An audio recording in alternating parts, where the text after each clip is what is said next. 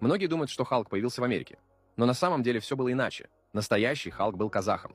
И звали его Халык-Батыры. Давным-давно, в 15 веке, казахские аулы часто подвергались нападениям. То степные лютоволки, то вражеские племена. Никто не мог их остановить. Никто, кроме одного человека. Халык-Батыры. Говорят, что его кожа была зеленой, как степная трава, а его сила, как у 10 батров. Он поднимал табуны лошадей и мог одним ударом остановить врагов. Но что важно, он не был чудовищем. Он был человеком, казахом. Он жил среди своего народа, пил кумыс, рассказывал сказки детям у костра и защищал свои аулы, когда те были в беде. Казахи любили его и называли зеленым духом, который приходит на помощь в трудные времена. Однако однажды он ушел. Никто не знает точно почему. Одни говорят, что он отправился в горы искать покой. Другие, что он устал от битв и хотел найти мир. Прошли века, и его силу нашли снова. Но уже не здесь, в степях, а далеко за океаном, в Америке. Говорят, ученые нашли древние записи о Зеленом воине.